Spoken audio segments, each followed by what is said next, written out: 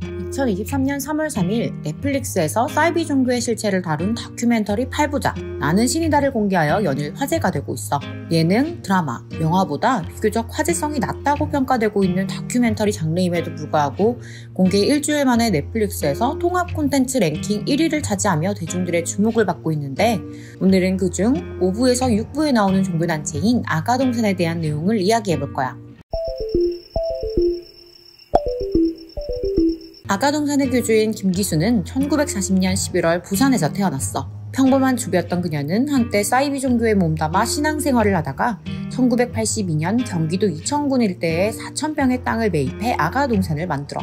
교주와 신도들은 아가동산이 종교를 목적으로 한 단체가 아니라 순수 협업을 위한 공동체라는 주장을 펼쳤지만, 그들이 벌인 요상하고 해괴한 행동들은 과연 어떻게 해석할 수 있을까? 아가동산은 여타의 종교와 다른 한 가지 차이점이 있어. 바로 전도를 하지 않는다는 점이야. 보통의 종교들은 더 많은 신도들을 유인하여 부를 축적하고 세력을 키우려 하지만, 아가동산은 기존의 30여 명의 신도들만으로 종교활동을 이어가는 아주 폐쇄적인 특징을 보이지. 초기에 구축된 신도만으로도 충분히 이루고자 하는 바를 이룰 수 있다고 판단했을 수도 있고, 오히려 너무 많은 신도가 생기면 통제하기 어렵기 때문이 아니었을까? 김기수는 자신을 아가동산에서 예수를 상징하는 아가야라고 지칭하며 신격화하였고, 자신을 숭배하지 않거나 뜻을 거역하는 신도들에게는 가혹한 응징과 처벌을 내렸어.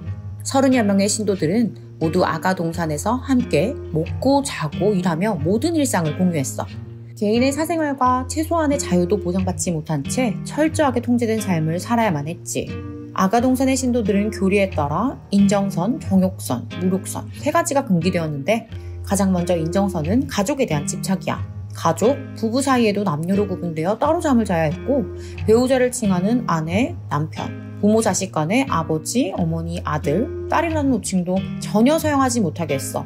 가족 간의 애정과 유대감을 형성할 수 있는 가능성을 완전히 차단한 비인간적인 교리가 아닐 수 없어. 정욕선은 남녀 사이의 사랑을 뜻하는데, 아가동산에서는 부부지간에도 연애 감정을 가진다거나 육체적인 관계를 가지는 것을 허용하지 않았어. 만약 이성적인 감정을 가지게 되어 애정 표현을 하다가 발각이 되면 김기순뿐만 아니라 신도들에게 집단 폭행을 당하는 등 처벌을 받아야만 했지. 그런데 신도들의 진술에서 당시 김기순의 소름 끼치는 행각이 드러나게 되는데, 신도들에게는 순교를 강요했던 교주 김기순 본인은 정작 밤마다 상담을 빌미로 젊고 잘생긴 남신도들을 침실로 불러들여 성적 욕구로 채웠다고 해. 당시 성폭행을 당했던 신도들은 김기순을 신처럼 여겼기 때문에 관계를 원치 않았음에도 불구하고 거절 의사를 밝히거나 피할 수 없었으며, 오히려 여신도들의 부러움을 사기도 했다고 해. 마지막으로 무력선은 물질적인 욕심을 버리는 것이야. 김기수는 세상의 종말이 머지않았으며 자신을 추종하는 이들만이 천년왕국, 즉 아가동산에 들어갈 수 있다며 신도들을 세뇌하였고, 그들을 노예처럼 부리며 땅을 사고 건물을 짓는 등 천년왕국을 세워나갔어. 그녀는 새벽 6시부터 밤 12시까지 신도들에게 일을 시키면서 먹을 음식도 전혀 주지 않고 잠시도 쉬지 못하게 강제노동을 시켰어. 하지만 이미 세뇌당한 신도들은 땡전 한 푼 받지 못했고, 오히려 자신들의 사유재산을 교주 김기순에게 바치기까지 했지.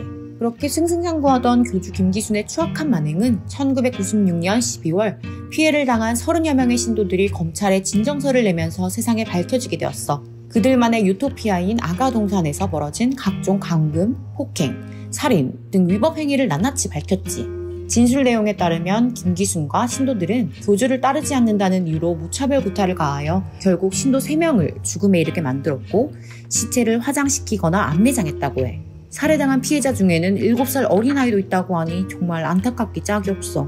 육체적, 정신적 고통으로 사람을 해하고 사회적으로 큰 무리를 일으킨 사이비 교주 김기수는 대법원 판결로 조세포탈과 횡령, 폭행 등 6가지 혐의에 대해 유죄가 인정되어 징역 4년, 벌금 56억 원을 선고받았지만 물증이 없다는 이유로 살인과 사기 혐의에서 무혐의 판결을 받았어.